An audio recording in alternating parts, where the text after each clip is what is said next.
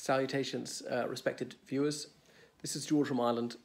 In this video, I shall be talking about how Donald Trump manages to attract support and retain support, some of his communication methods. First thing to note is that Trump has no hinterland, no ideology. He's not burdened by any beliefs other than in himself. He's often talked about bringing back jobs back from abroad, how he was against NAFTA, a day one abominator of free trade. But actions speak louder than words, and he had his goods manufactured abroad. If he really wanted to help blue-collar Americans, he would have had them made in the United States, but he didn't have them manufactured in the USA because it would cost him more, and so what mattered was him getting even more billions, not helping the average American. So I think all that was just guff. And he's obviously got no qualms. He's untroubled by the least conscience. So we'll just do whatever he needs to in order to grub for votes, in order to inflate his own ego. He poses as a Christian. Does he actually believe in Christianity? I have my doubts. I wouldn't say he disbelieves either, because he's clearly not got an inquiring mind. Hasn't cared to think about it, I suppose. I certainly wasn't known as a churchgoer and not bothered to abide by any of its ethical rules. I know nobody's perfect. We all fall short of the glory of God, as a Christian would tell you. We're all sinners and so on, but some people are just egregiously sinful. Look at all his venality. Anyway, he claims to know his Bible. Nobody knows the Bible better than I do, boasting in his typical style. But surely that was just contrived, claiming to know so much about the Bible. His campaign was to some degree a faith-based initiative. It would appear to be a sine qua non for any Republican candidate to pose as a religious person, Christian, occasionally Jewish. I don't know of anyone who's been not Christian who's got elected as a Republican, or Jewish, sorry. Nobody's been like a Muslim or a Hindu or something.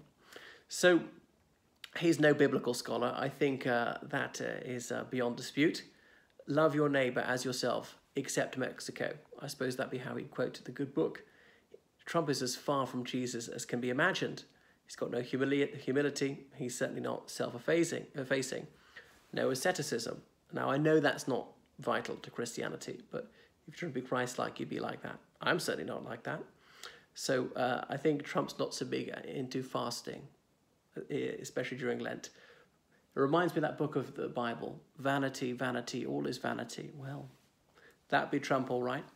So he often edifies us with his views, and reading the Bible is said to be morally improving. I have noticed that despite swearing a lot in his political speeches, he avoids profanity. He does not take the Lord's name in vain. That might be too much, even for some of his purblind supporters. So he doesn't go there. So perhaps he's calculated in what he says. This is what I can never quite figure out. Is he losing control of himself?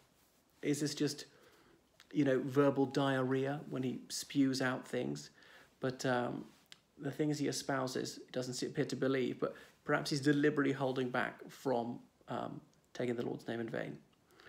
Coming on to his insouciance on the Middle East, about starting a war against Iran that he thinks the United States would easily win, that appeals greatly to some Christian fundamentalists who are outspoken admirers of everything Israel does. This nonchalance is seen as courageous rather than, what a president should be, which is circumspect, seeking expert opinion, and treading carefully like Obama would.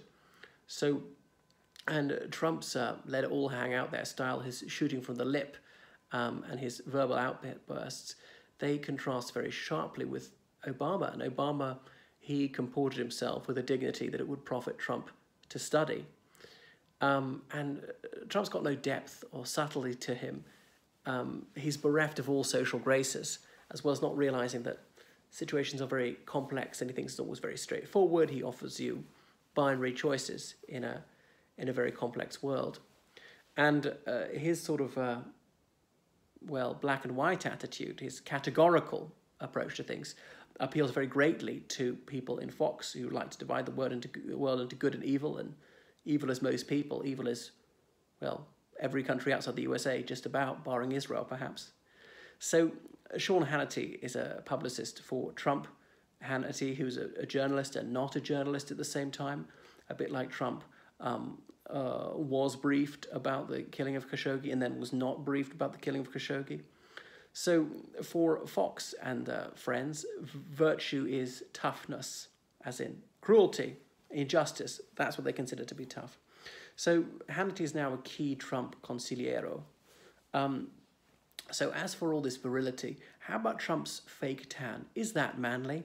Painting your face orange? Is that what a real man would do, who's unspun, who's not at least a bit effeminate, who, is rugged, doesn't care about his appearance? Come on. So Trump is so touchy, like an air steward, I think. Not that air stewards are bad, but they're always banging on about how hard they are. And Trump, I don't think, is butch at all. Neither am I, remotely, by the way, but I make no pretense to be. So Trump's votaries are supine, and they're craven supporters of this villain, and they think that it's outrageous that anyone should criticize the president, almost seditious.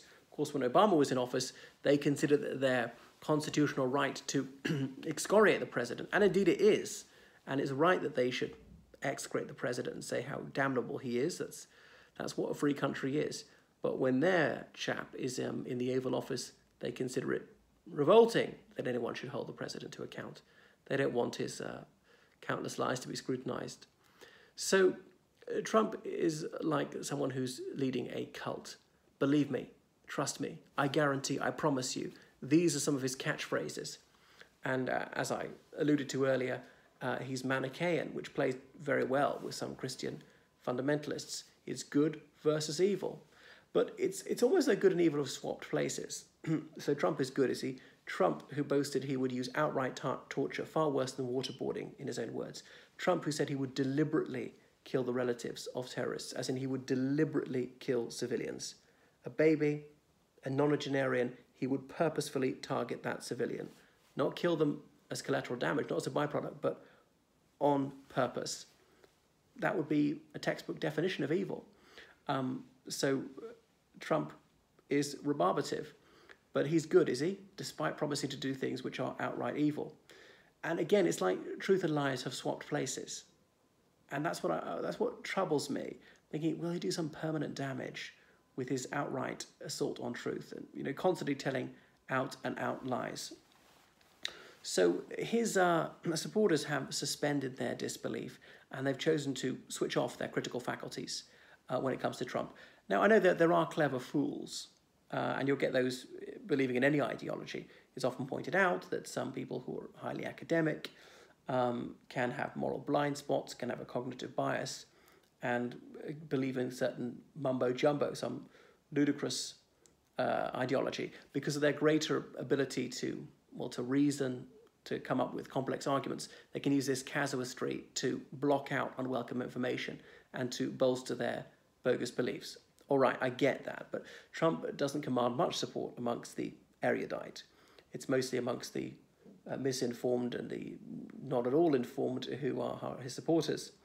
So they find it emotionally satisfying to back up Trump. They think it makes people brave. And this is a scintillating thing, how people make political choices for non-political reasons, for psychological reasons.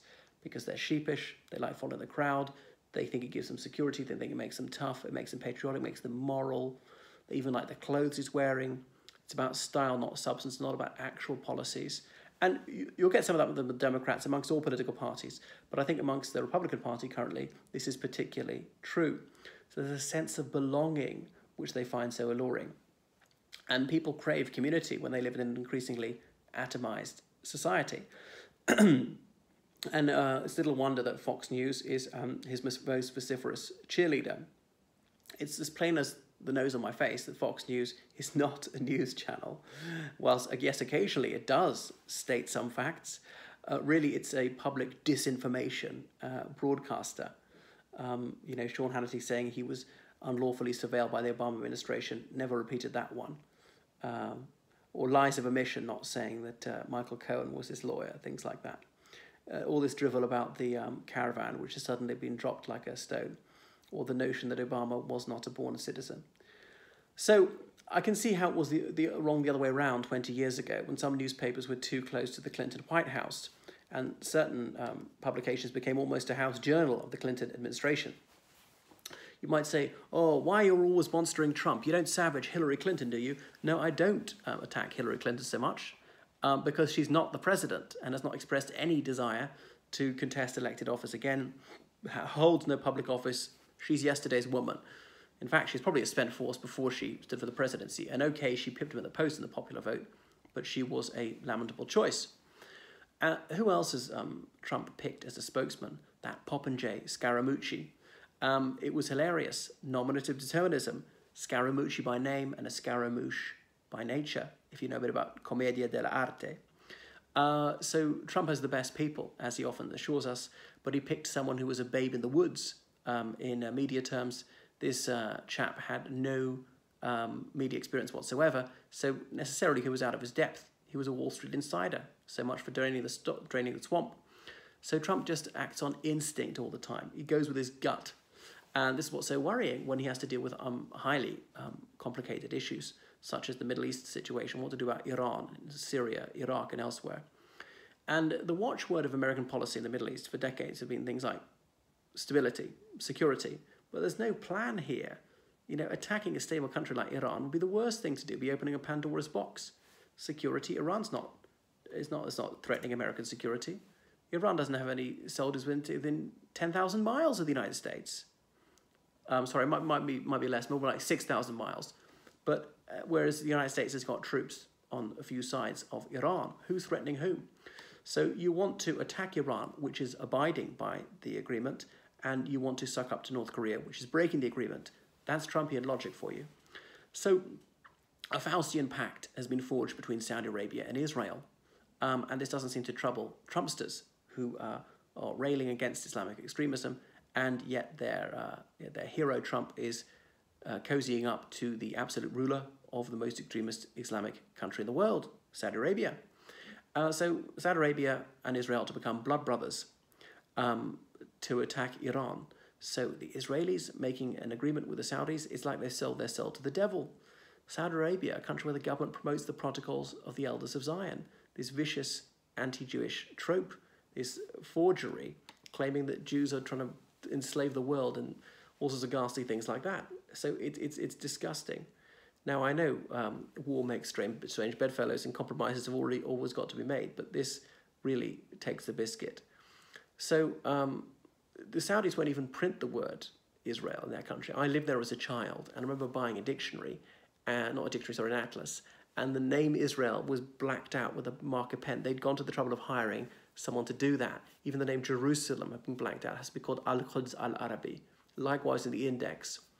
And they won't even breathe the word Israel. They have to say the Zionist entity, which they are sworn to extirpate. But now they're leagued to quench the flame of democracy in Iran. There's a lot wrong with Iran, but it does have votes for men and women. It's had them for decades. It's freer than Saudi Arabia is. Well, there we are. And so some people are falling for this because they think that bombs falling from the skies make their president tough. And on to his efforts to revive American industry. Well, he did very well in the Rust Belt states, partly because of these empty promises. But smokestack industries have not been coming back very much since he introduced those tariffs on on other countries, the steel tariffs on national security grounds. So abusing legislation, that's a dictator's trick. Salami tactics, bit by bit, misusing emergency legislation to advance their agenda. So heavy industry has gone in most advanced economies, and the United States is no exception. But Trump's chasing rainbows if he really thinks he can bring back heavy industry. I don't think he does. Now, a couple of factories have reopened, but one swallow does not a summer make. However, unfortunately, some people are easily gulled by such ridiculous promises. Does anyone doubt that he would sell the workers down the Swanee if the Chinese offered him some money, let him open more hotels in China or something like that? So Trump would then find a new cause to betray, and these people would find another false prophet. Trump made good abroad. If you really cared about the United States, why not invest all your money in the United States and create jobs there? But oh no, he doesn't give a damn about the ordinary American. He's never cared two hoots about anyone other than himself. Look at the way he treats his wife. Look at the body language. So it's all money for him. Money is kudos, about conspicuous consumption. He defines himself by possessions, which is why he's always putting his name on things. He fetishizes items, and people are just commodities to him to be discarded as soon as they're no longer useful.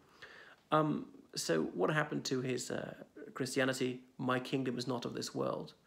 Well, this rich man, can he pass through the eye of a needle? It seems like not. Soulless materialism, that's Trumpism. And as he's an ardent Christian, he'd recognize the biblical quotation, what does it profit a man to gain the whole world if he loses his soul? Well, I'd like to hear Trump answer that. So it's all about ostentation, and this is deeply impressive to some people. See his garish interior design. That expresses his personality, dazzling, trying to show off, having absolutely no taste. So it's so nauseating and overstated. It's like braggadocio in architecture. And why does he surround himself with military men? It's a scintillating insight into his psychology. He thinks that makes him more masculine, because he's always saying he's a hard man. Is it something homoerotic? I wonder. Why is he impelled to constantly reiterate he's a tough guy and want to be around these shaven-handed, muscle-bounded youths? So tough, that's a buzzword for Republicans. Strikes me he suffers from a deep sense of feebleness, and being afflicted by the sense of inadequacy, he's then driven to incessantly harp on about how strong he is. So it's not challenging to expose this incessant and wholesale lying, and these are not lies which are just over the line. They're usually outright lies. And he's off the chart for mendacity. Why do so many people support so deceitful a man? Well, I suppose he tells them the lies they wish to believe. And he doesn't give many tells when he lies, as in, blinking a lot, rubbing the nose, avoiding eye contact, rubbing the mouth afterwards. Some, but not many. I suppose because for him, lying is the norm and not the exception. That's his default setting. He will deceive you unless there's a particularly good reason not to. So he's got little artifice. I don't think he rehearses his lies or his lines. So for him, people are disposable implements. They are means, not ends. And that's why he's got rid of them so often lie about who's going to be got rid of, why they're going to be sacked. But he still has many minions to work his wicked will. Why do people line up to be used and disposed of by him, this jut-jawed creep? The camarilla of sycophants think that somehow some respect accrues to them by hanging around him. He's got his own groupies. Some people have just been hoodwinked by him, and some are pursuing the mighty dollar. And look at all the women he's cast aside, including a couple of wives. So each person is a potential mark for this international scale con man. He claims to care for the penurious, but never gives them a penny. Didn't even pay decent wages, didn't even pay people at all for sometimes for the work they'd done. So he did not become rich through liberality, and he's notoriously tight-fisted. Some billionaires are philanthropists. He's a misanthrope, really. He's as ungenerous as can be. And there's a cognitive dissonance when this is pointed out. He wants to keep jobs American, but he employed immigrant laborers. How can both possibly be true? How can you give him a pass if you really care about jobs for Americans? But he spares no expense when it comes to himself. And one of the reasons why some working class people fall for his shtick is the prosperity gospel, the notion that wealth is a sign of divine favour. So he's in God's good graces, is he? Look at his dwelling places, so opulent, as I pointed out, and he stays in these lap of luxury hotels, paid for by the taxpayer. His own hotels, is paid for twice over in a sense.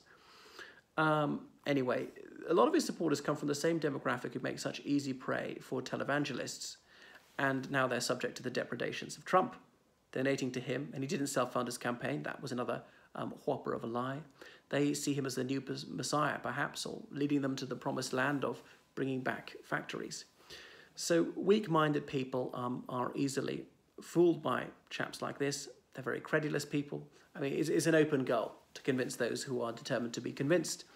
And he often has an apocalyptic message, which resonates with the religious, that there'll be an almighty showdown. He was millenarian on North Korea, suggesting there might be a nuclear exchange. And that counts as ballsy, this sort of brinksmanship. And it would not be Trump who's paying the price. Don't worry, no member of the Trump family will go anywhere near a combat zone. So he seems deranged, and it would be hilarious if it weren't so deadly serious. He has this crush on Kim Jong-un, this vicious tyrant who cruelly persecutes Christians. Where are the Christian fundamentalists then? Why are they speaking out about this? That this is emetic. So Kim Jong-un is his soulmate. Well, you can be judged by the company you keep. And Trump is just so very changeable. I mean, these two men were at daggers drawn only a few months ago. So Trump doesn't even know his own mind. And as I say, it proves yet again he's got no bedrock beliefs, which is why he pursues such witless policies like George W. Bush. Even if you completely disagree with him, there were some fairly consistent policies there. You could tell what he was going to do next. So Trump loves North Korea. Why? Beautiful, clean coal? You know, slave labor down the coal mines? Wow, wouldn't that be great if Trump did that in the United States? He thinks that hotels in North Korea and those lovely beaches would be a wise investment. Well, go knock yourself out. I wonder how many tourists would go there. Like many of his wonderful businesses, such acumen as an entrepreneur. So the Republican Party used to value democracy and free speech and try to spread it around the world. They complain about the lack of freedom of expression in the United States, and sometimes they're right, that the liberal left is judgmental and does try and shut down debate. But, you know, here they are speaking up for someone who more than shuts down debate. The Republicans used to try to spread democracy around the world. George W. Bush, and it wasn't complete bunkum. I know he sometimes cozied up to dictators. There was some hypocrisy, but he did achieve some success in spreading democracy elsewhere. I know he had to turn Nelson's eye to abuses by his allies, but Trump doesn't even pretend to care about democracy abroad and is openly pro-dictator and has outright contempt and animus for democratic leaders of other countries. But when it comes to the next election, if Trump looks like he's going to lose and the tea leaves are not good for him, he may well sprinkle Iran with bombs. They're probably dusting off the war plan at the Pentagon as we speak. And by 2020, he'll probably say we're on a hair trigger. They'll be rolling out the guns, start the drumbeat of war. The mood music is already there. So there'll be lots of macho posturing by him. At least hundreds of Iranian civilians may pay for their lives with his attempt to be re-elected. Iran has honoured the deal and North Korea has not, and we'll see which one he wants to attack. So I'm worried that he's lobotomized much of the USA with his constant lying and people falling for it. There may be some long-term impact in this, the cretinization of America by Trump and Fox News. It's as though he is the incarnation of all America's vices.